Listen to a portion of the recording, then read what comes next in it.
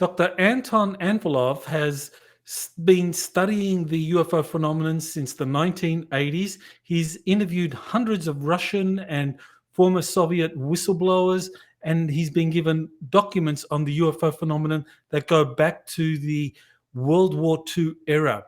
He's gained a lot of information about crash retrievals in the former Soviet Union, and he's learned about underground tunnel systems that exist throughout the former Soviet Union, Europe, and around the world. He has acquired also a lot of information about a German underground colony in Antarctica, and he's got a lot to say about the Russian secret space program.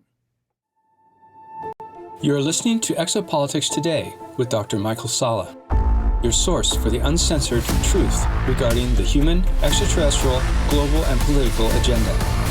Click the like button and subscribe to this channel. And now, here's Dr. Michael Salla. Well, welcome back, Anton, to Exopolitics Today. Very nice to talk to you again, Dr. Salla. It's always a pleasure. That's okay. Well, you know, we're both doctors, so maybe we can just call each other by our first names. Sure. So you came up with this interesting neologism called the Symbiont, underground and space terrestrial non-human civilization. Why is that important? And just explain, what is that and why is that important? Well, because it originates from our study of this information and this leak that happened in 1996 in Russia. This leak document about biological research of these insectoid creatures. And this document has 27 pages, and it describes in details also the structure of this civilization, and it says that they have symbionts.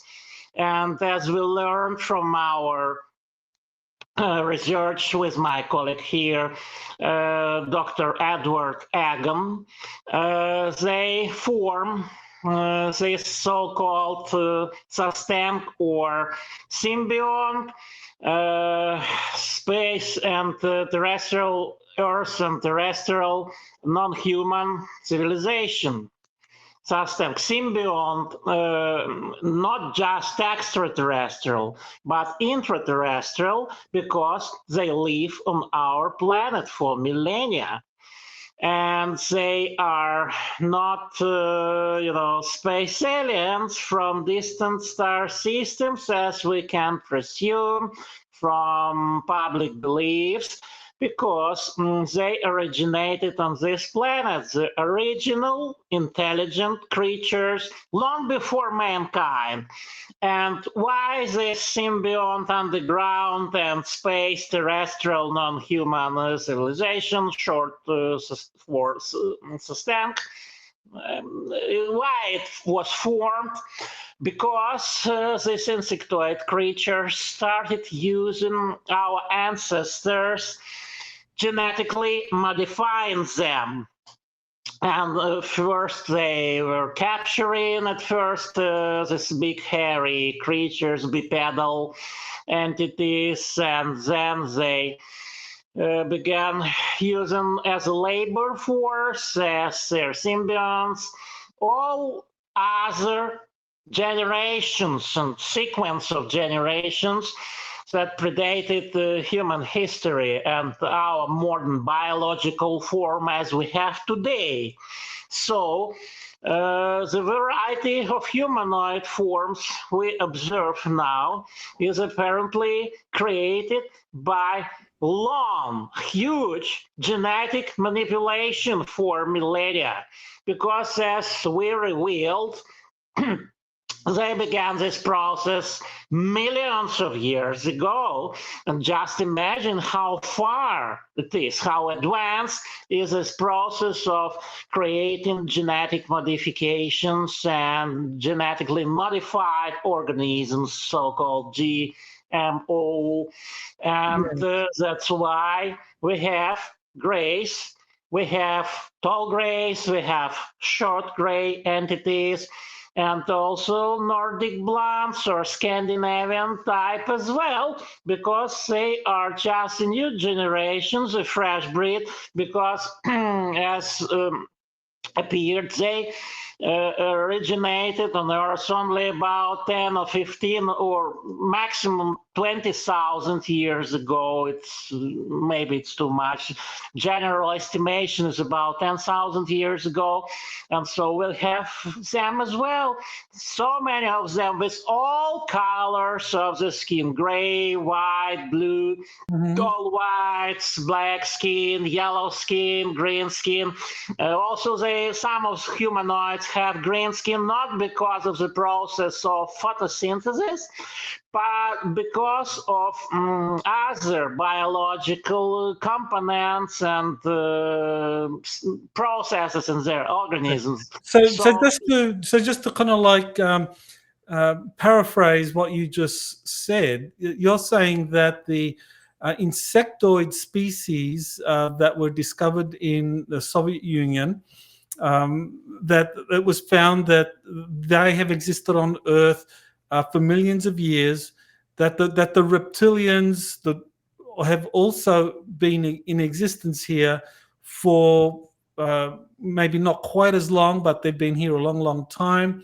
And that the human presence, you're saying that it only goes back to maybe 20,000 years. Did I understand you correctly? Because researchers, the last generations, the Cro-Magnon types, the Caucasian type, but generally we have millions of years of our ancestry, and I mean only modern human type, like Caucasian type, European type, Asian type, modern type of human races, you know. That's what I mean. So they take people on the regular basis every day. Approximately 1 million persons are abducted every year only on the territory of the United States and worldwide, and much more in Asia, in South America, in Africa, and where you cannot track all these abductions, and they are much safer in Latin America, for example, than in US. That's why they prefer less civilized countries. It's much more safe. They don't have developed air force, and you know, military is not as developed as in States or in Canada. So this lasts for millennia, and our modern type is the result of continuous mutations. It's like radioactive decay. It happens all the time on the regular basis, continuously, non-stop process. It's every second we have more and more mutations, and after dozens of thousands of years, our biological kind will change for sure. Okay, well, yeah, that's a very important point. So you're saying that the human species has evolved through random mutation. Now, how do the ETs fit into that? Is it random mutation or is it a genetic experiment? No, that's not exclusive, the only explanation. There are multiple factors combined in this complicated process. Mutations, evolutionary processes, devolution, not only evolution, but evolution in reverse, in back direction, opposite direction to the evolution. Michael Cremo. Michael Cremo talked about devolution. He wrote a book about that. These evolutionary processes, they move both directions, back and forward. So we can observe some species that deteriorated, that the ancestors were much more developed than we see now. So, and many other factors also involved in this process. So I just clarified a few of them. It's not that simple. That's why it's a difficult picture, but we know for sure that on this planet Earth, insectoids were the first intelligent species that created material culture. Look around us. We have many not so stupid creatures and maybe highly intelligent like whales, like dolphins, but they can't manipulate matter as we can, and they did never create any material culture unlike us and unlike insectoids. And their material culture is completely underground. That's what we must understand, because it's completely subsurface for millennia. Because they couldn't develop on surface on our planet because they went underground millions of years before. When the so-called Perm extinction happened more than 200,000 years ago, when a lot of biological species vanished from the surface of our planet completely, but they survived, and they survived only because they went underground. And that was their safe place, and they found safe habitats and safe nests. Some are very deep, some are not, approximately 2-3 kilometers, some are less deep, 1 kilometer. Many nests are only several hundred meters deep. And in some places on Earth, you can also find the ancient places on surface, like in Turkey. For example, Derinkuyu, an ancient cave city in Turkey. People say it's the ancient human city, but when you will look at the plan of this underground city and the very idea of its construction, you will be amazed to find that it's not for humans. It's completely different, and the very idea to construct it, it's beyond human understanding and beyond human reasonable planning of any construction and facilities to dwell in. You see, and we can also find other locations like this all over the globe. That apparently belong to insectoids, but abandoned by them many hundreds or even 1,000 years before and after humans came and took them to live. So we now consider them as human cities, but that's not the real origin. So we know from different indigenous cultures, like especially the Native American Indians, they talk about the ant people that protected them between the different worlds. And actually, I don't know if you've been following JP, the Army insider that I've been interviewing, where he talks about meeting the ant people. So this is an example of this underground insectoid race that can be found all over the world? Absolutely. Look at Hopi Indians in Northern America. They talk about ant people who once saved their nation when they went underground, and they survived only because of these ant people under the ground. Hopi Indians, that's a very famous story. You can find it in many sources. And also you can find these depictions, ancient petroglyphs on stone walls in many caves and on rocks all across the globe. And they depict these creatures with 2 horns on top of their head, like antennas. People say, oh, that's devil, devil sign, this horns. These are not horns. These are antennas that insectoids have. That's why we have material evidence. It's clear in many different places of our planet. How can you explain that different nations, separated by ages, separated by oceans and vast distances, depict the same? Because that's what they saw. They depicted the real experiences and real observations on surface of our planet. That's too evident. That's material evidence, and that's the proof. And we have many proofs for this. That's only one, and also tracks and traces on Earth, and many other witnesses, a lot of witnesses, and a lot of evidence proving that's true. That's not my imagination, for yes, sure. well, for sure. We know it's not your imagination.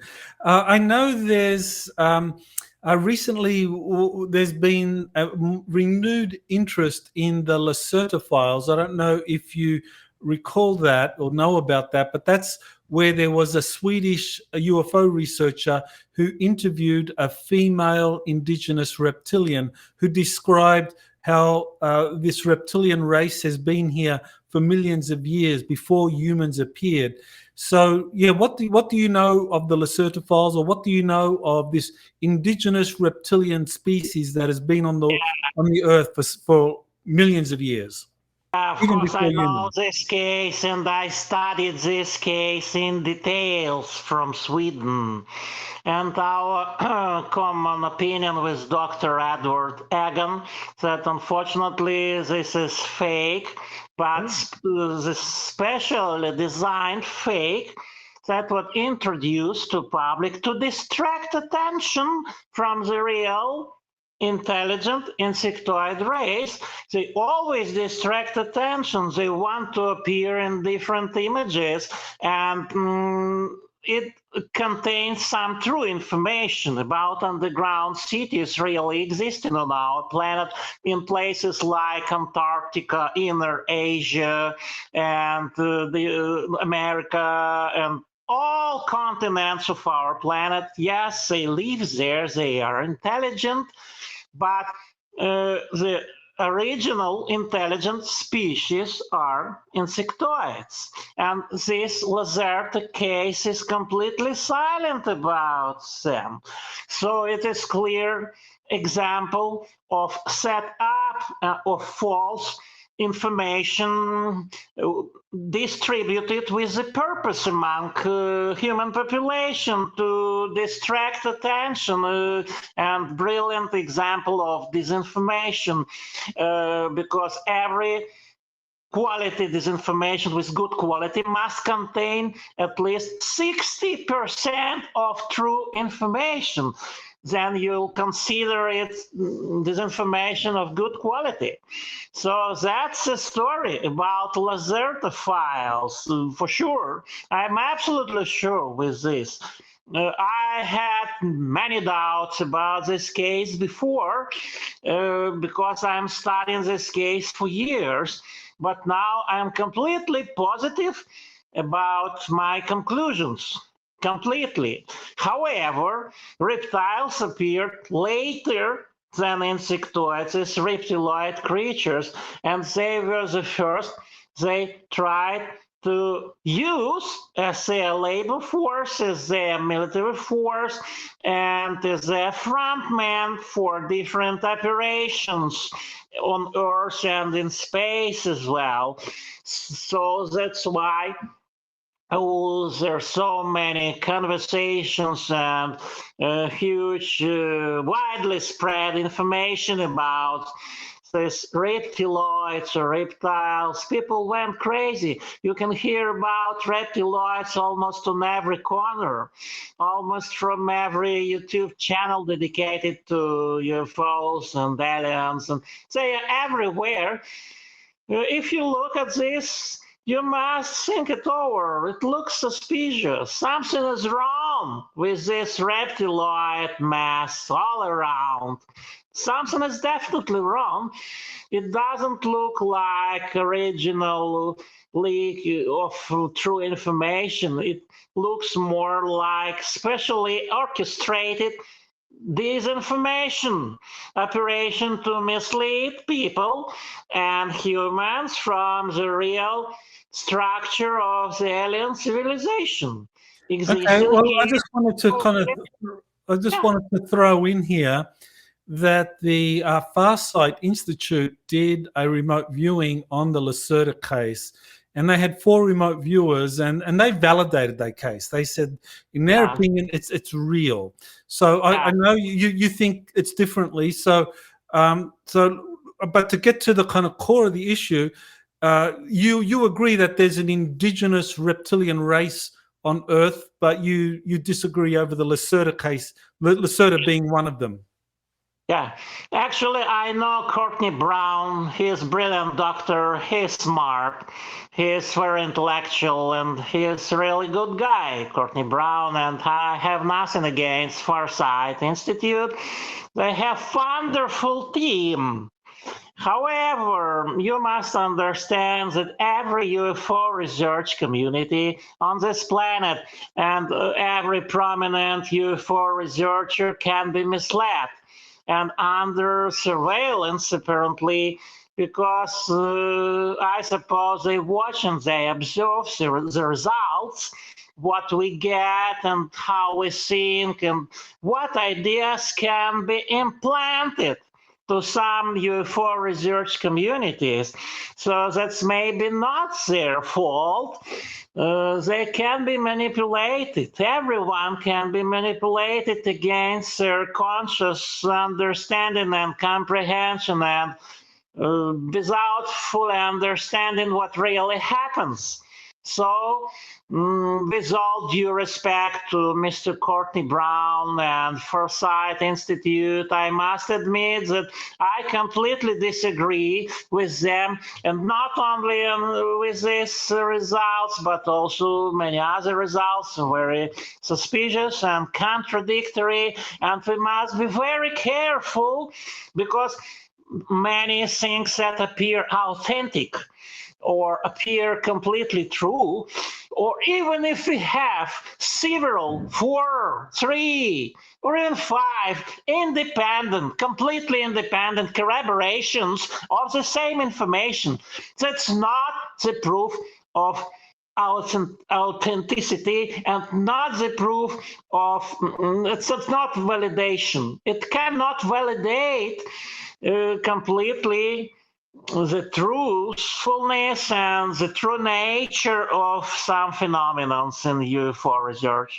So people must understand that even independent corroborations cannot prove anything if the source of this information is one and the same and single, because they can easily manipulate even remote viewers. I know that from my experiences, I also used to work with several remote viewers for many years, and some results they provide are highly suspicious and contradictory and may be induced with the purpose inside their minds to influence people and to mislead to the wrong direction. So you think that remote viewers can be influenced in some way by, say, other more powerful psychic beings, like whether we're talking about reptilians, whether we're talking about insectoids, that they can influence even a team of remote viewers looking at a single target? Absolutely. They can look at the screen covering the real target. They can be misled. They can be manipulated. Some of them can be even implanted without the conscious knowledge. A lot of things can happen because this ancient alien civilization is using screen memories. They're using holograms. They're using manipulations, highly sophisticated disinformation programs, because human beings are just a young biological species, only on the surface of this planet, and human brains are less developed than the brains of these GEI or giant eusocial insectoids, because they have heavier brains 2 times bigger than ours, or 2.5 bigger. So that much bigger, and they're much smarter and more wise and highly intelligent, and even some highly intellectual people cannot be compared with their highly intellectual species. So we can be so easily duped. Don't be naive, guys. Ladies and gentlemen, don't be so naive. It's not that easy as it seems. It's not that simple as it seems at all. Well, now let's look at the kind of like you talked about the SUSTENC system, these underground civilizations of non-human intelligences. You've got the insectoids, including ant people, praying mantis types. You've got the reptilians, some indigenous reptilians. How did the Sakar or how did the Draco reptilians fit into this? Is there a hierarchy here? How do they fit in? Yeah. The so-called Draco reptilians appeared much later than insectoids, also on planet Earth. And why they called Draco?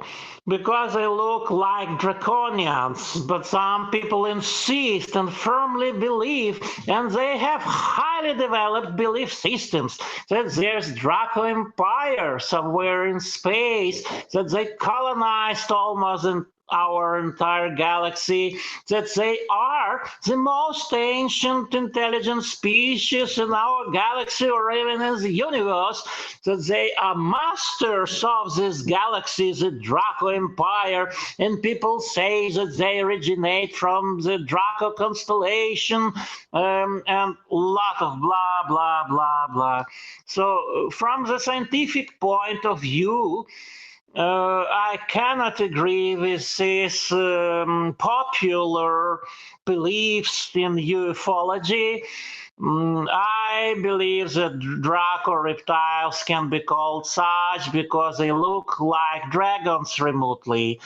But if you study them in details, they are completely terrestrial creatures from this very planet.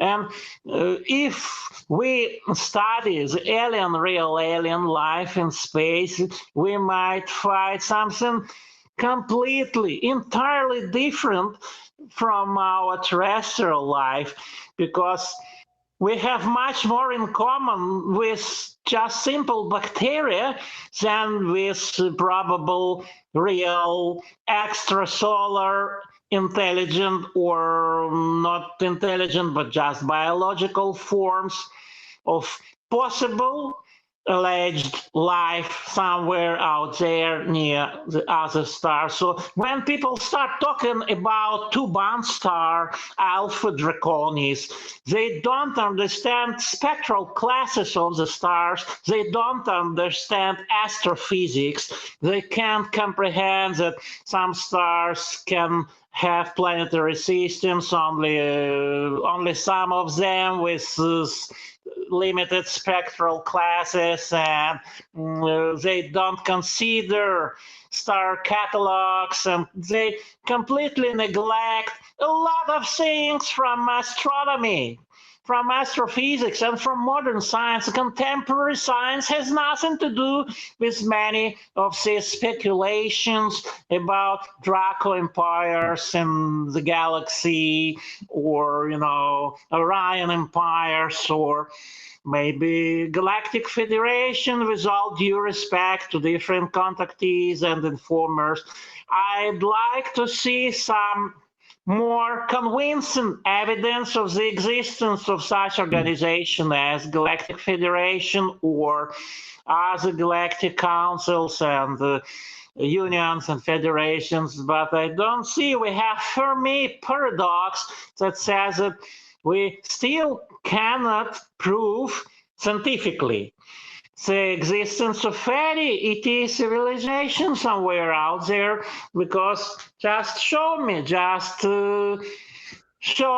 something convincing, like vortex, real interstellar vortex, like wormhole, like Einstein-Rosen bridge, like something convincing that can definitely prove that space is densely populated, as they say. Dozens of contactees. Okay, let me ask a question here, because what you've said is very controversial. So Yeah, what you've said is that there are insectoid races, there are reptilian races, there are ant people, but the Sakal, or the so-called Draco reptilian, they exist, but they are indigenous to Earth. That, as far as you know, according to the scientific data that you've consulted, there's no evidence of any of these species existing out in other solar systems. Did I understand you correct? Yes, that's right. Still, I can be mistaken. I just want to see the evidence, because as a scientist and as a researcher, I must be skeptical. That's my duty, to be skeptical and to check every evidence, because as scientists say, incredible statements and claims require incredible convincing evidence, right? So, but I'd like to see, I want to believe in densely populated galaxy. But what I'm saying here, my point is that we must understand the hierarchy of these intelligent creatures, because insectoids appeared as intelligent creatures by themselves, and all the rest we observe are the products of genetic engineering. Just look at our dog breeding, just look at our service animals. If we consider every new breed of every new dog, the new kind of alien from some other different star system or distant planet, it would be ridiculous, right? It would have no sense at all from our human point of view. And just compare from their point of view, if we consider every new humanoid, for example, with black skin from this planet, with yellow skin from that planet, with green skin from another different planet, and so many planets, dozens of civilization. We have like galactic intersection. We have so crowded traffic here on planet Earth. We have so many interstellar, intergalactic routes crossing here. We have just like, crazy mess here. Why? Why? Earth is so unique planet. Yeah, maybe it is. Yeah, I believe so. I firmly believe so. Earth is very unique biologically, genetically. But anyway, we must consider this from the scientific point of Right, view. okay. Yeah. Well, let's kind of look at this a little more deeply. That, I mean, of course, you've read the many contactee reports of hundreds of contactees talking about extraterrestrials arriving on Earth and contacting them. Some being human-looking, some being reptilian-looking, some being insectoid-looking.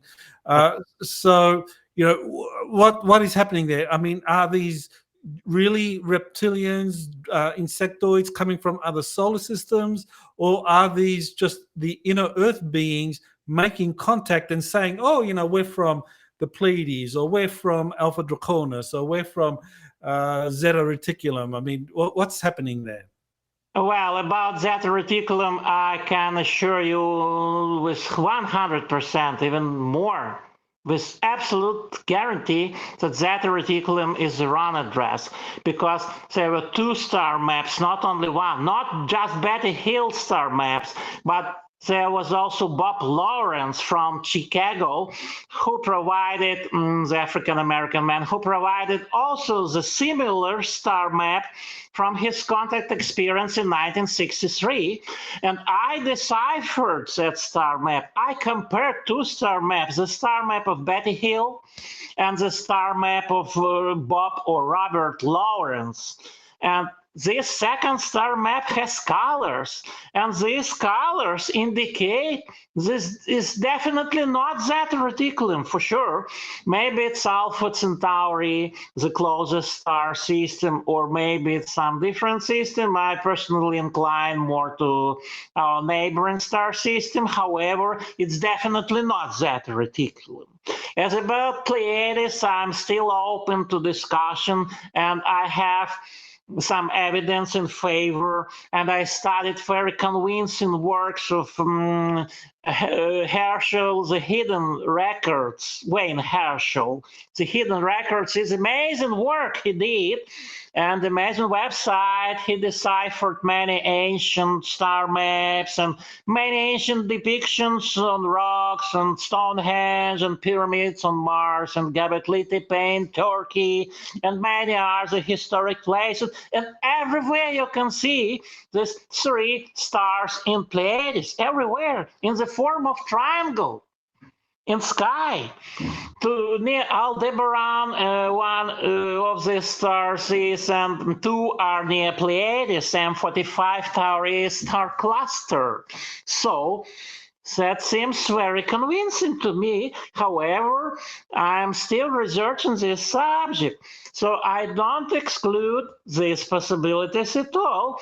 But today, from the scientific point of view, we have all evidence and all facts compelling, completely compelling, and very true, and they look authentic, and they look scientific, and very convincing, that we must not mix all these aliens and creating some mess, because I suspect and I believe that these aliens, as very smart creatures, they mislead us. They want to split our conscious to many targets, to dissolve our attention, and that's what they can do with ease, so easily. So we can create our own belief system with dozens of different civilizations, completely misleading from their real locations. And when we talk about inner Earth, you must understand that's not that simple at all, because they originated underneath the surface, but it doesn't mean they originate now only from there, because they started colonizing space as we did, launching our space vehicles and trying to reach Moon, Mars, and other planetary bodies of our solar system. And we firmly believe that that's exactly what they did thousands of years ago, and dozens and even hundreds of thousands of years ago. They already reached space, and they reached Moon, Mars, moons of Saturn, moons of Jupiter. They created bases inside Ganymede, Callisto, and many other locations in our solar system, and maybe even beyond. And this colonization process began. And it began from Earth, and maybe not from distant space. However, I can admit different possibilities. That's controversial scientific discussion, and well, that's very highly. Let's start with the moon, because you mentioned the moon, and so you're saying that this insectoid race that is indigenous to Earth and developed advanced space technologies, and they have been flying around the Earth and into our solar system for millennia, that they established bases and a lot of infrastructure on the moon. So tell us about that. What's on the moon? And I think you mentioned Albert Bender was in touch with one of the SUSTENC high castes in 1953. So yeah, tell us about the moon base, the insectoids, Albert Bender. Absolutely. Albert K. Bender was one of the early contactees with them in 1953 in USA. And he was amazing experience, and also experience with the Man in Black. And he was terrorized by them. And he visited Antarctica, and he saw this giant cylinder-shaped ships there inside the cave or cavern in Antarctica. And he also was shown this exact picture of their structures on the moon, and they have this retractable structures with platforms on top where they can land the vehicles and spaceships, and they can hide again back inside the moon when they complete their technical processes and their transportation and traffic. When traffic is over, they can close up again inside the moon and you'll never see them. And besides, they use holograms that cover these craters on the moon, because when hologram is activated, you cannot see their cities completely. They're totally invisible. And they also extract a lot of mineral resources, and they have mines. They mine in the moon. First of all, they're mining thorium, because moon has a lot of thorium, and that is very valuable resource for their power plants. They have this thorium a nuclear cycle, and they widely use thorium reactors because this cycle is more effective and more efficient than uranium nuclear cycles that we use on planet Earth. And they also evidently extract helium-3 there, and ilmenite, or this source minerals from which they can extract titanium. And moon is also rich with that, so they can build spaceships, and even huge spaceships, and even hundreds of meters long, kilometers of meters long, so they can transport a lot between different planets of our solar system and maybe even beyond. So that's what they are doing for very long time. And also there are a lot of ruins of the moon, because moon suffered a lot during this war of the gods, when these huge titans or tall beings rebelled against their masters. There was great rebellion, and not only once apparently, and we can see consequences of this terrible wars on the surface of the moon, like huge towers inclined degrees from the vertical position, like different other ruins, like downed spaceships, and a lot of this. And they cleaned the visible side of the moon that we can see from Earth when humankind started space exploration in 50s and 60s, and the UFO activity or anomalous phenomena on the moon increased considerably. It was huge increase in 50s and in 60s of this anomalous activity, flashes, flares, and spots, brilliant spots, UFOs, fast-moving dots, etc. on the moon, on the visible side, because it was like provocation. We provoked them, and we caused this by our space exploration and space research of our moon, when lunar surveyors and other automatic stations started being sent to the moon. That was detected, that increased activity, because they started to covering up all their technological devices and traces, and even trenches left from the moving vehicles. However, we still can observe a lot, and astronauts saw a lot, and the moon now is their main industrial enterprise. Like famous British UFO researcher Timothy Good wrote his brilliant book Earth, the Alien Enterprise. So I can state that moon is also the alien enterprise, to free Earth from negative ecological consequences of their activities, because they moved the dirty industrial enterprises, mining and procession and all other dangerous manufacturing power supplies and manufacturing plants to the moon, to avoid pollution of our common Mother Earth, because they take care of the nature of the ecology. That's the reason. When Neil Armstrong, the Apollo 11 mission, went to the moon, there have been a number of people, William Tompkins and others, that described the moon landing, that when Apollo 11 landed, there was a fleet of spacecraft that were there, and that NASA was warned off the moon. So according to you, who was it that warned NASA off the moon?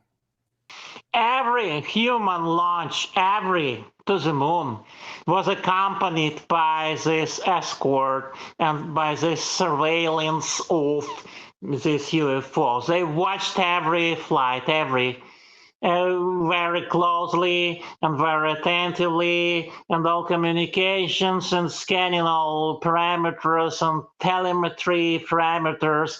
Scanning was conducted and everything. They completely monitor all our activities in space. No wonder, absolutely no wonder. So every Apollo flight was accompanied also in invisible state, not just only invisible, because they have this cloak technology and they can easily become invisible to human eye with no problems. And of course, astronauts were shocked. They were in shock, Apollo crews, and as far as I know, even hypnosis was used after these flights were completed. After astronauts returned to Earth from these flights, they were subjected to hypnosis to erase their memories about what they saw on the moon and near the moon, because they didn't remember all details about what they saw and what they experienced there. And I firmly believe so, because there's huge cover-up. NASA orchestrated, and all human space agencies are involved in this cover-up of the alien activity on the moon. Moreover, Soviet Union, USSR, was deeply involved in this cover-up together with USA. Soviet lunar automatic missions and the so-called lunokhod, these vehicles with wheels moving on surface of the moon. They had at least two of them, maybe even three. Some researchers say that one was completely secret mission of the USSR, of this so-called lunokhod, and they covered up a lot of photographic evidence, a lot of pictures of these artificial structures on surface of the moon. Everything was covered up. Cover up is very effective. And USSR was also in this dirty business of this terrible, disgusting cover-up of all these facts from mankind. And if it could be revealed, it's totally flabbergasting. It's really huge, and the evidence is clear, and it is there. And some people are trying to discourage people and to deny this evidence. That's not fair for the mankind. Okay, so who's doing the cover-up in terms of the moon? Is it the insectoids or the reptilians that are on the moon, or is it the deep state or the secret space programs that are covering up what's on the moon? I mean, yeah, I mean, who warned Neil Armstrong? Who warned NASA not to come back? Was it insectoids? Was it reptilians? Was it someone else? Okay, when we talk about insectoids, reptilians, or someone else, we must understand that all this eusocial structure is more or less the same, but this is like a pyramid structure.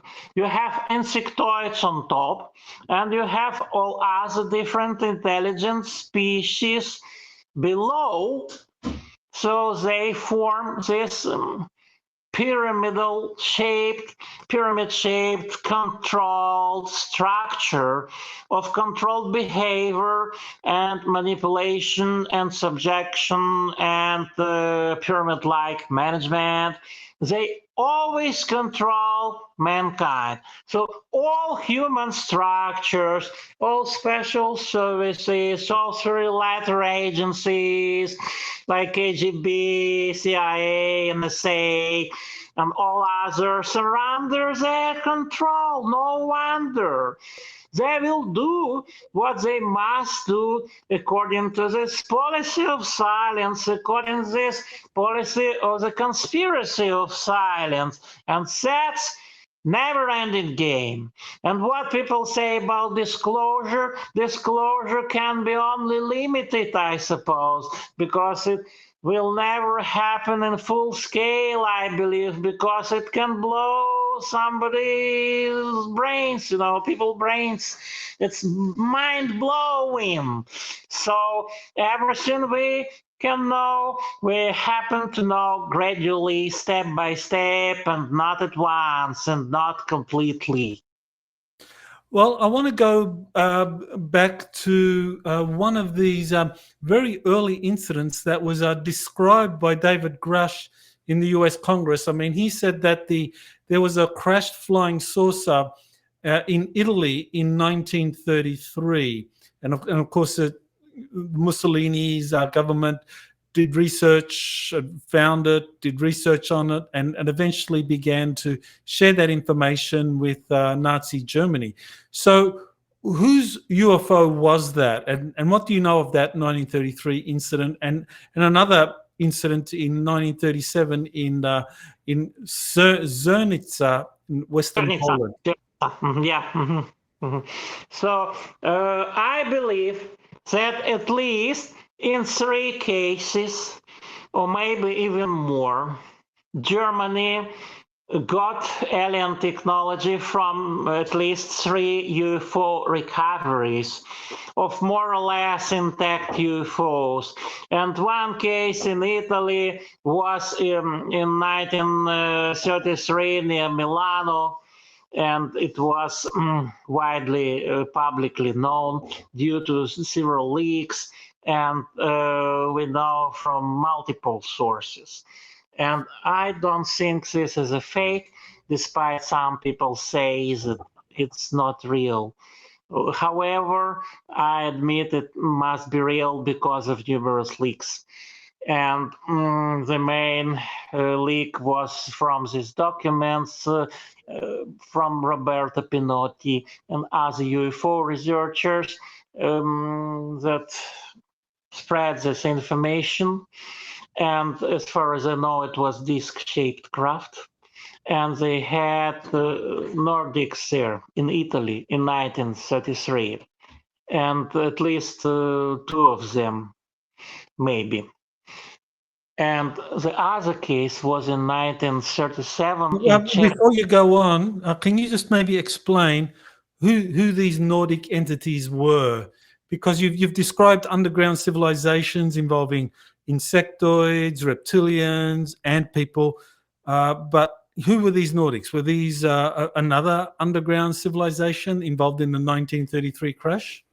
As far as I believe, these Nordics were creation of the SUSTENC, biologically, artificially created species, genetically modified human European type.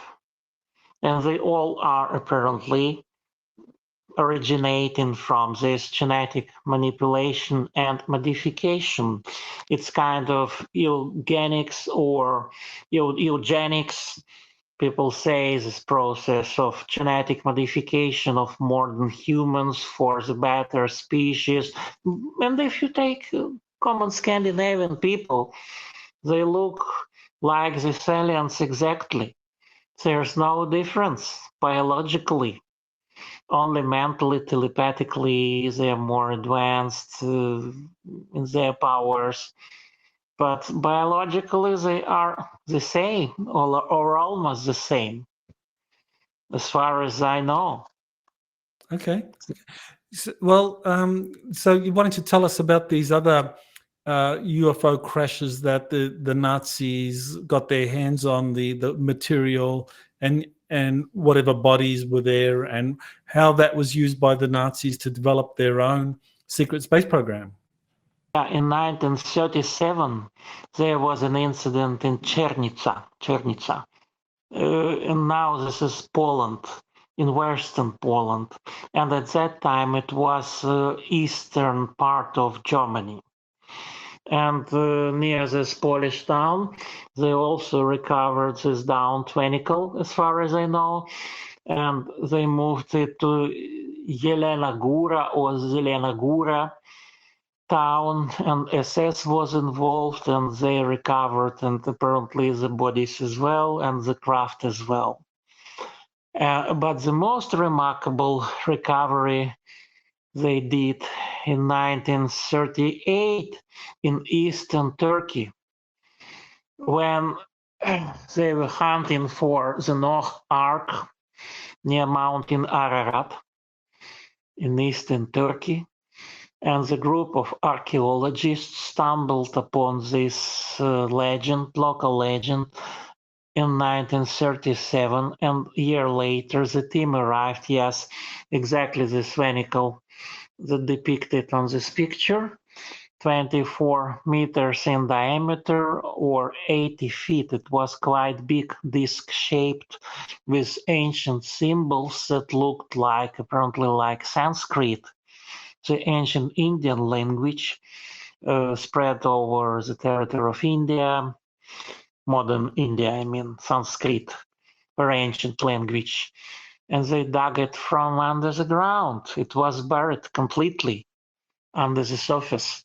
And they moved it by sea across the Black Sea from the area of Trabzon, the port in Turkey, along the river Danube to Deutschland, to Germany, where they disassembled it. They took it to pieces, to parts. And when heavy bombardments of Germany started in 1943, they removed it to the salt mine near Munich. And it was kept there before they removed it to somewhere else. Well, I missed some of that. Unfortunately, there was a problem with my camera, but I guess we are talking about the Turkey UFO recovery. Yeah. So you want to tell us about what happened with the Nazis after they recovered all of these craft, and they established a breakaway colony in Antarctica. So you want to tell us, and I think you supplied me with a photo of what looks like a Nazi space command in Antarctica. Yes, I must admit that that's a questionable problem, because I believe that Nazi had widespread infrastructure all across the planet Earth in many places, and not only in Antarctica. Because look at what happens now. A lot of sources, a lot of resources and researchers talking and talking about Antarctica. It's endless talk about New Schwabenland, about so-called base 211 in Antarctica. It's never ending. Maybe that's a distraction Maybe this widespread information is covering something more important. And on these photos exactly, you can see very strange structures located 52 kilometers south of the Japanese Antarctic research station SOVA. Approximately 52 or 56 kilometers western part of Queen Maud Land, and eastern part of New Schwabenland. That's there located. Very strange structures, rectangular. One is 8 meters long. What are they? If you check every Antarctica research station, everywhere, you cannot find anywhere. And a researcher from Nizhny Tagil from Russia, Valentin Degtyaryov, was the first man who discovered this. And he made his publication on internet about these very strange structures in Antarctica. What are they? Nobody knows. If you will tell, oh, I know, this is a old research station, Japanese or Chilean or Argentinian or American. Please welcome, tell me, tell the world, because nobody knows. What is this? What the heck is this, guys? Nobody knows. What is this? I don't know. Maybe this is some lost or abandoned or some secret Antarctica research station, maybe not German. I don't know, but I suppose, I believe that maybe it is German, because it is almost at the exact place where New Schwabenland is, in its eastern part, near the Sea of Cosmonauts. It's very close to that area. And also you can see a strange line on surface of the ice that stretches along this bay. And you can clearly see it. It's very visible. It's evident. What is this? It's maybe some net or some protective device to prevent submarines penetrating into this bay. Maybe it's highly likely. But this is questionable. Maybe it's German base indeed. Maybe. Now, I know William Tompkins, who served during the Second World War with the US Navy, says that he was part of a Navy espionage program where they were told that the Germans were being helped by reptilian extraterrestrials in establishing bases in Antarctica. So what do you know of that, and how accurate is that? And who were these reptilians? Yes, those reptilians are only front men of SUSTENC, only front men. They like to put these reptilians to the front to show, oh, look, how disgusting they are, how nasty they are, how scary are them. You must be afraid of them. They're dangerous, they're evil. And to scare people and to distract their attention from the real masters of Antarctica, and not only Antarctica, but the whole world as well. And as far as I know, these reptilians are the workforce, the military force, the guardian force for insectoids. And Simon Parkes, well-known British contactee and politician, he also talks about that apparently reptiles are military force and guardians for insectoids, because he had direct communication and contacts with both species, with insectoids and with reptiles as well. So it's the point, it's a good point of view. I believe so. That's my opinion. I know for sure, and I believe completely, that William Tompkins wasn't fully aware of all what is happening around German secret programs and around German bases. And I believe that the popular belief was Antarctica is the main German place where they moved their breakaway civilization, but it's disputable. I believe that that may be the distraction from the real location or multiple locations. And these main locations can be in South America, in Argentina, in Patagonia, in Chile, and different other places because they are much warmer and there are good conditions. And it's not that simple as people think that New Berlin was created in Antarctica, base 211. Oh, that's too simple to be true. Mhm. That's too good to be true. Okay, And so the you're saying that when William Tompkins says that he was told that reptilians were helping the Germans establish a breakaway colony in Antarctica and helping them with advanced technologies, that was really a front or a cover for this SUSTENC, this kind of yes, insectoid-run underground collective that has reptilians as kind of like bodyguards to the higher-ranking insectoids. That it yes, was really them that brought the Nazis in. So they were yes, the ones helping the Nazis establish a breakaway colony. That's yes, that correct? absolutely, absolutely. And I believe that Nazis had direct communication and contact with SUSTENC since 30s, and they were ruled and followed and monitored completely because humans are only puppets for them. And every human civilization and highly evolved civilization especially is very tightly controlled and manipulated. And that's what happened because they want to split our attention and to distract from the reality. And of course, Germans communicated with reptiles, and not only with reptiles, I believe, so also with greys and other species.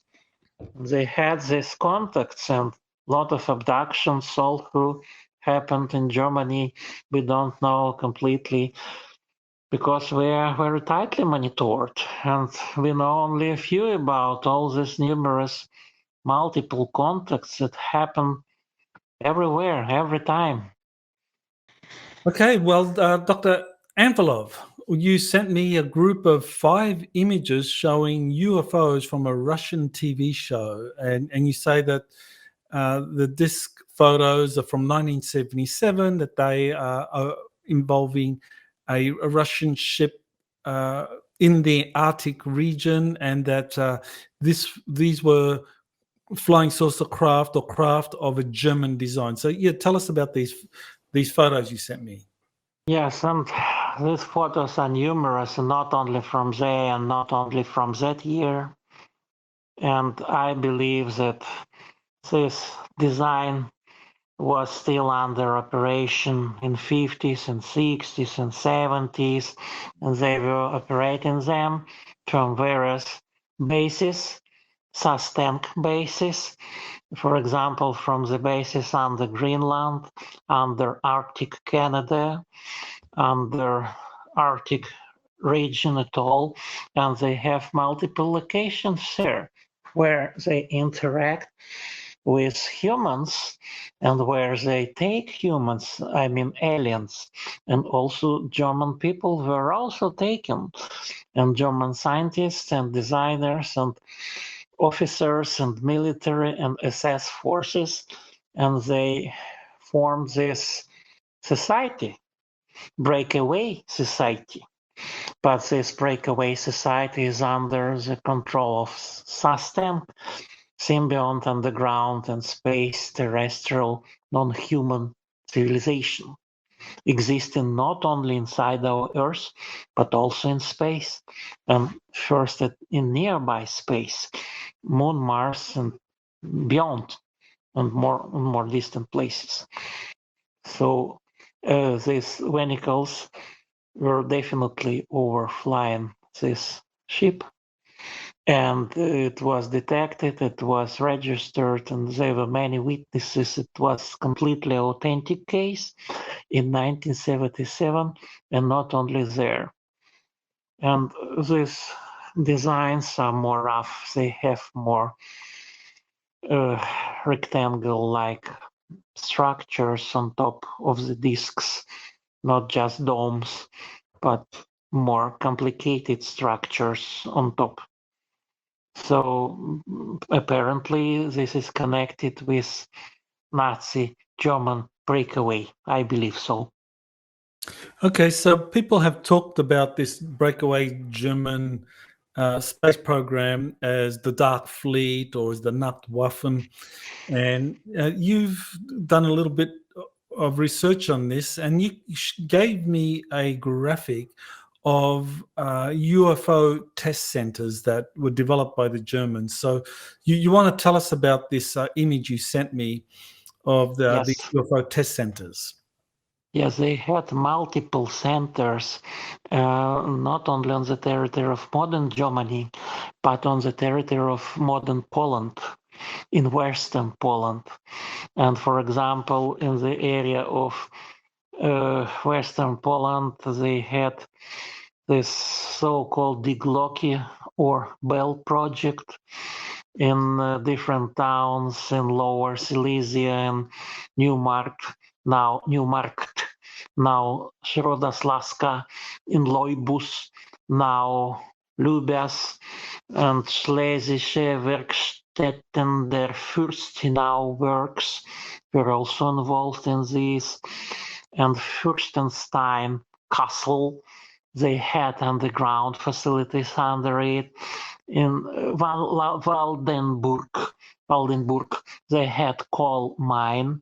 With this project, coal mine was converted to house this technology, and also in Wenceslas mine in Poland, they also had this.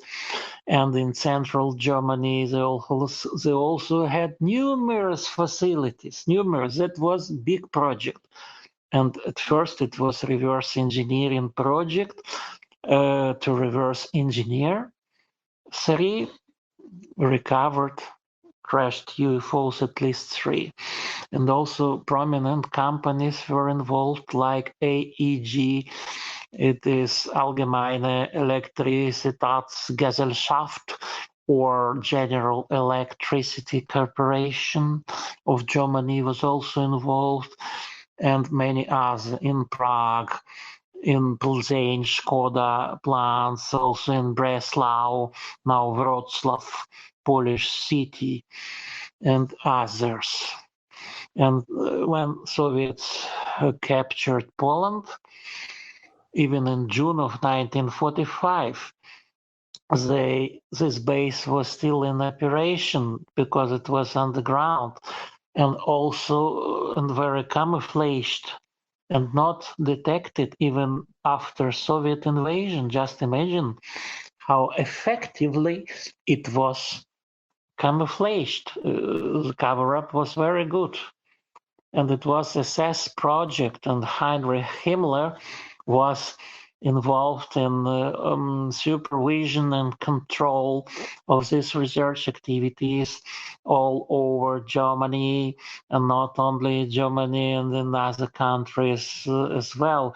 Italy was involved, Vatican was involved, and Spain was involved because, for example, in Spain, they were extracting mercury, fuel for UFOs, from the Almaden mines in Spain, the largest deposits of mercury in Europe and in the world.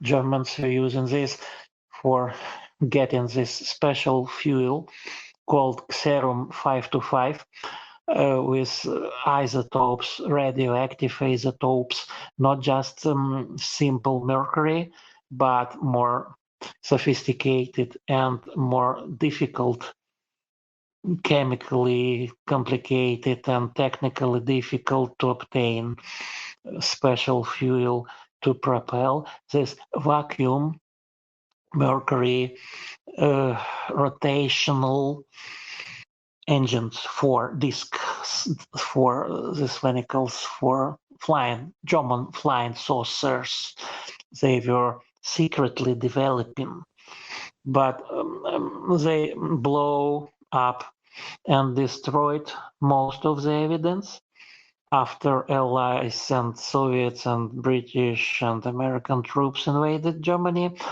but also something remained in Austria, in Austrich, in Alps mountains. They had this also works there, and some of the earlier prototypes remained and were even discovered by Soviet intelligence in Poland as well, and in Austria as well. And Soviet Union had debris wreckage from at least one, I know for sure, exploded German flying saucer from crash near Ustka, near the village of Vitovna, in June of 1945. And they moved this debris to the Soviet base in Borne Sulinovo on the territory of Poland, and then to the Soviet Union. But reverse engineering was not successful because that was complicated. Soviet backward industry, technology, and engineering in this was way behind the Deutsche Qualität, the German quality and technical capabilities and design and all manufacturing. The quality of manufacturing was difficult. So it wasn't easy at all for USSR to reverse engineer German flying sources at all. It was highly difficult for them.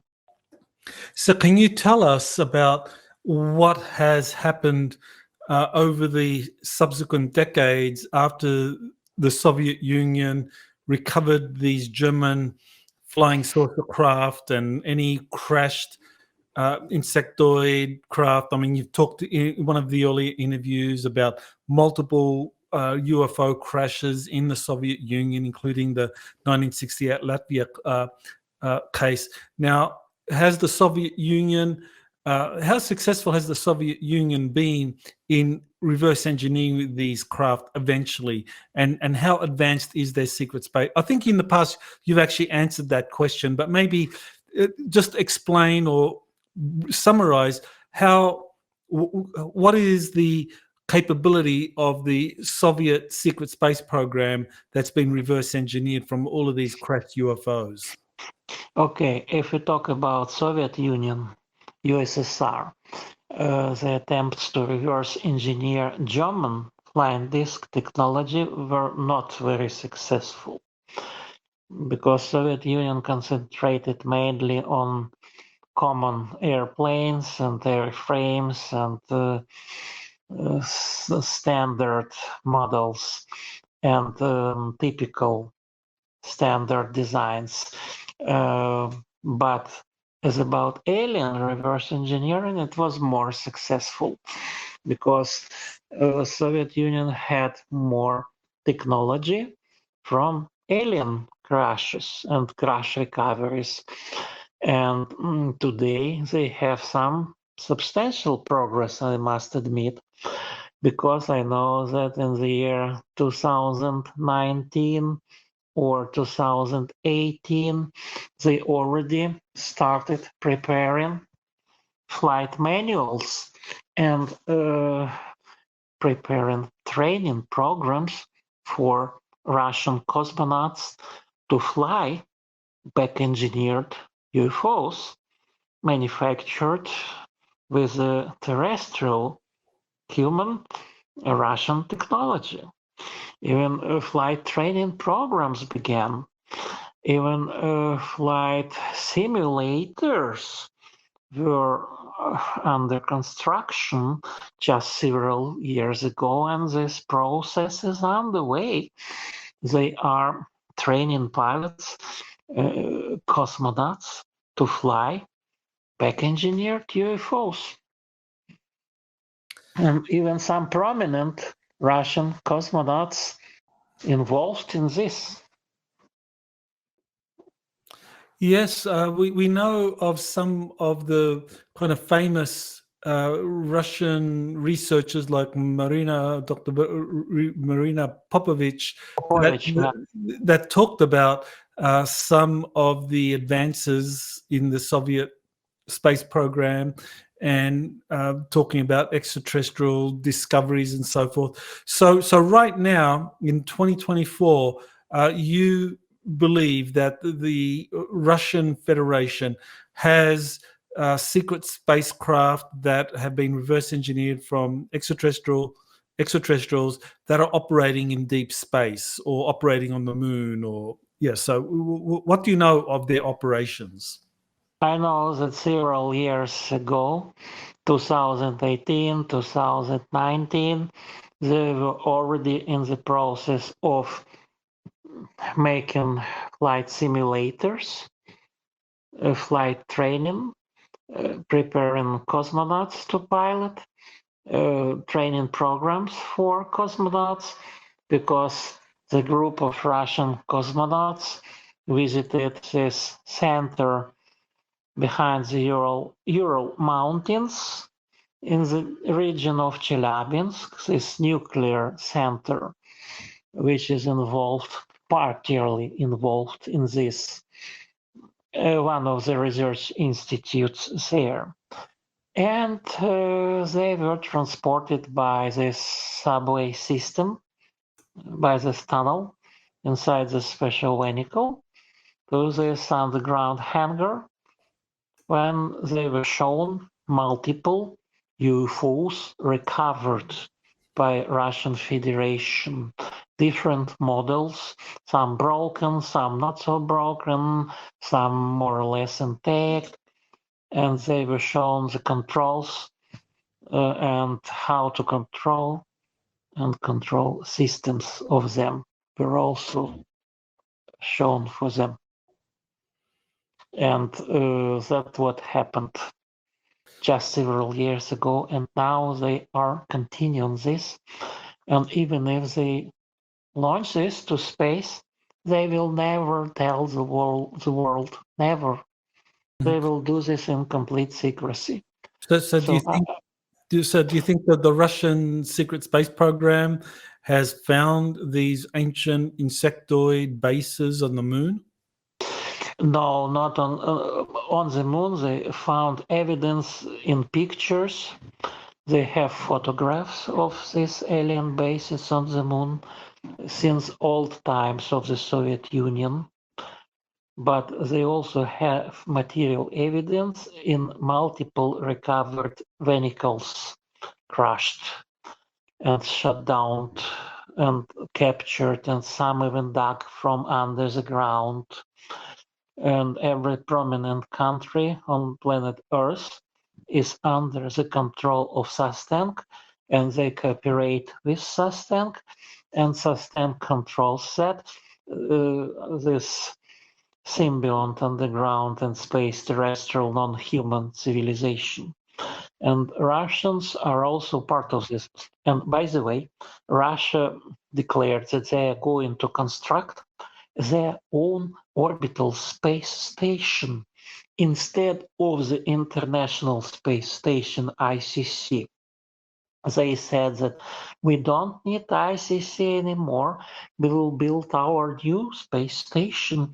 And that's what they can use now to combine this contemporary human technology with the alien technology, and to secretly build and launch. Of course, it's anti-gravity magnetic engines, crazy magnetic engines. They reverse engineer, for example, in Korolev near Moscow, on experimental plant of machine building in Korolev, former Kaliningrad, north east of Moscow, where they have underground levels multiple, and they test this reverse engineered magnetic engines that create huge impulse and vibrations. You can easily feel it on surface, these vibrations from under the ground, from these tests of these engines, and they can knock even electricity, and they have electromagnetic effects, and they are in the process of constructing and launching and operating back-engineered spacecraft vehicles designed from alien technology, because they have multiple recovered vehicles and a lot of debris, a lot of wreckage, and many intact vehicles. And so from the year 2000, they are all collected under the ground at this center on the territory of Chelyabinsk region, as I said, near Taganai National Park, to be more exact, to northeast of Taganai National Park in Chelyabinsk region. They have big underground network, very huge tunnels, very wide tunnels in diameter. It's maybe 3 dozens of meters wide, and you can easily put flying saucer inside the tunnel and move it along the tunnel to vast distances. That's what they do there. And they move UFOs from various locations, and they hide them there, and they reverse engineer them there at that center. That's not the only center. They have other centers as well in Novosibirsk, multiple research installations near Moscow, and Kazakhstan is also involved in this, was involved Baikonur side. So this is a big project, and many scientists and engineers and technicians and even cosmonauts, and even the special training center for cosmonauts, which is Russian astronauts, that is located in Zvezdny Gorodok, or Star City, northeast of Moscow, near Chkalovskaya or Sholkovo Air Base, is involved in this.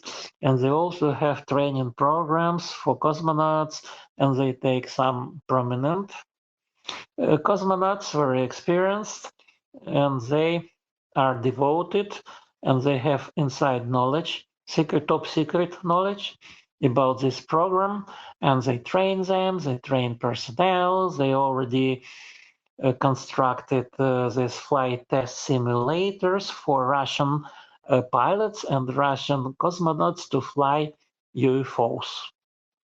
That I know for sure, but that is very secret, extremely top secret. So just and to very summarize, limited. what you've just said, that the Germans were able to recover some crashed UFOs. They were helped. They were able to reverse engineer these. Yes. The Soviets got their hands on some of that technology. They also got their hands on some of the alien technology. They took a lot more longer. alien than a German. Yes, much more alien. They took a long time to reverse engineer these, but they eventually succeeded. So not much success. They still have huge technical problems. They can't succeed completely. It's very difficult to reverse engineer, and it's very secret. The military secrecy hinders this process. They can't develop it rapidly because of the secrecy. And they don't have huge success. It's not huge. It's very moderate. It's limited success. But they, of course, you will have success after studying that for dozens of years. That's inevitable, but that is slow. And SUSTENC controls that, and they can stop any research, any development, any progress as they wish at any stage. So they control this. They will never let us humans to have huge progress and only in SSP. SSP is their domain, secret space programs. That is the domain of SUSTENC. And they Okay. need people, they need personnel, they need human brains to take part in SSP for SUSTENC exclusive use, but not for the general mankind. Forget about general mankind. Even top Russian officials know just a few. Okay, so SUSTENC, this network of underground civilizations dominated by the insectoids that the Nazis got co-opted into and were incorporated and integrated into that they have these secret space program, or they have these flying saucers, anti-gravity craft flying all over the planet in our solar system. The Russians haven't yet been able to master that technology. So I wanted to get and this is my final question, I wanted to get your opinion on the claims by people like David Grush, Eric Davis, Bob Lazar, that the United States has been unable to successfully reverse engineer the captured extraterrestrial technologies that they have gained. Yes, those claims are partially true. This success, as I said, is very, very limited. To say they have zero success is not true. They have very limited, very moderate success, and the United States can already build back engineered alien vehicles. That's for sure. US have Americans have, US has some progress in it for sure, but that's not big. Well, about Bob Lazar, I was highly skeptical about his claims because he provided the wrong location for his S4 base. But as far as I understand, he knows the true location, but he is very scared to reveal it to the public. So for public, it must be very close to 51, while in fact this S4 is quite distant from it, however, on the same territory of Nevada ranges. And that sounds very close to the truth. But when they say that the progress in reverse engineering is absolutely zero, that's not true. That it's not zero, but it's very limited, of course, and it's very gradual, and it will take probably hundreds of years, hundreds, to finally reverse engineer something, or maybe even thousands of years, because SUSTENC is very developed. We are way behind them. They have millions of years of developing their material culture, technologies, and many things are completely beyond our understanding, because these insectoids, as I said, are very smart, and their servants, Greys and the Nordics and all other species, they are also very smart. And we humans are only the bottom of this social, or really social, means really social pyramid. That's very ancient and highly developed structure. So we're way behind, and they will never, never let us to completely master all those technologies. That's their point, and that's how the system works. We must never get complete access, and only limited, and only in SSP, and only under their strict control. That's the rule. Okay, so claims by people like William Tompkins or Gary McKinnon that there are there's a solar warden program with kind of fleets of non-terrestrial spacecraft and these are kind of like long cigar-shaped craft. What do you consider that inaccurate? Do you consider that disinformation, or is it genuine? No, these claims are very close to the truth. Very. I consider them almost genuine. The huge space fleet is real. Humans do really have this huge space fleet. US has, and other countries also cooperate. The whole world is involved in SSP. in secret space program. Gary McKinnon was completely right. He is completely genuine and authentic. William Tompkins was also telling the truth about these space fleets, but these space fleets are under control of SUSTENC, and SSP controls them completely because they want humans to explore space. They want humans to serve them. They want humans to be part of their programs and in space exploration, because that's why humankind was raised in its development during the last 100 or at least 100 years during the last century. Just look at this rapid progress in engineering and space, in nuclear technology, in material science. This is big progress indeed.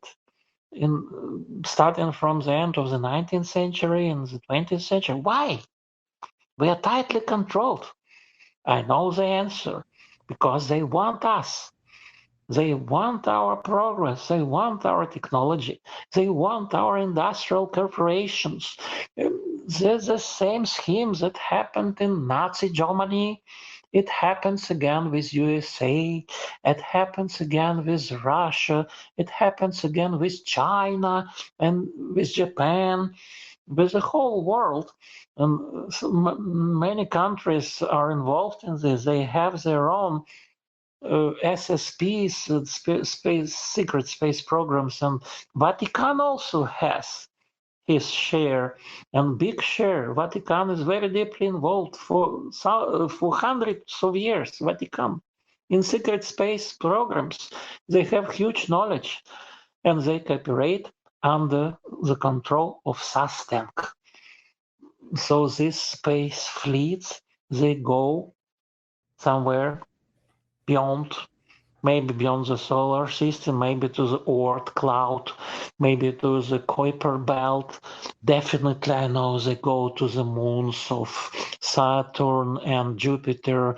I know for sure they had a huge, and still have apparently, huge space station on the orbit of one of the Saturn's moons, and they explore our solar system because SUSTENC needs human labor force. SUSTENC needs human engineers. SUSTENC needs you to be recruited to the secret space program and to be good adventurer and designer and engineer and pilot for SUSTENC as a layer to protect them, to benefit this civilization.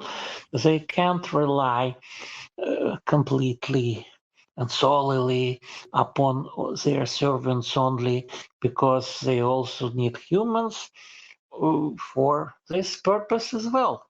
And not only for energy, for electroplasma, for so-called GAVA or special energy humans create, and they harvest this energy. And humans are very valuable for them in many aspects. So they use humankind for their needs. That's a very clear point. That's how it happens, that's how it works. This SSP system for many years. And it's very secret and very compartmentalized, and many countries involved, including Russia, France, Germany, Japan, US, Canada, Britain, Australia, and many others. And Argentina was involved in a secret space program with Germans, with Nazi Germans. For example, this nuclear center in Bariloche, in San Carlos de Bariloche in Argentina. He was involved with Nazi Germans in production of this fuel for Nazi flying saucers, irradiating mercury by special process to get this chemical irradiated mercury to fuel German UFOs. And that's how the system works all across the world, all over the world for many years now. And that's the great reason for our development, for our technical progress, because they need us and we need them to explore the space, with insectoids, with Greys, with Nordics, and they always create this conflict. So look, guys, Nordics are good. You must follow our space brothers with blonde hair. They're so beautiful and nice and friendly. And be careful about Greys. They're evil. They can deceive you. That's the smart policy of good and bad cop, good and bad policeman. So you must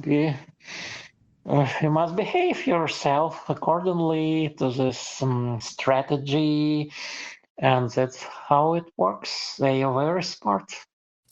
Well, Very smart. I want to thank you Welcome. for giving us such a unique perspective on all of this incredible data that you've accumulated over the decades of your research. So, Dr. Anfalov, where do people go if they want to contact you or learn more about your research? Mm-hmm. Yes, sure. We can talk more about Nazi Germany in details, about German SSP, about bases in Latin America, in Argentina, in Chile, and their locations, and about German submarines involved in transportation of this personnel, and Fuerteventura base, of course, on Canary Islands, with very unique. A lot more to discuss. Yeah, a lot of details I can describe you about this as well, because the public is unaware of the whole picture, and we can freely talk about German SSP because it's old and it can be declassified now with safety for me and for you, and because it's very old, we can expose German SSP and Nazi SSP, and we can expose top Nazis now who escaped, what they did, what Heinrich Himmler did when he was on top of it sounds like we probably need to do another interview in the future to discuss more of that. So I want to thank you for being on Exopolitics today. You're welcome. You're welcome. You're always welcome. You have been listening to Exopolitics today with Dr. Michael Salla. Please remember to like, share, and subscribe to this channel. Join or start a conversation in the comments. Take the time to explore the vast library of best-selling books, webinars, and podcasts by Dr. Salla. Visit exopoliticstoday.com.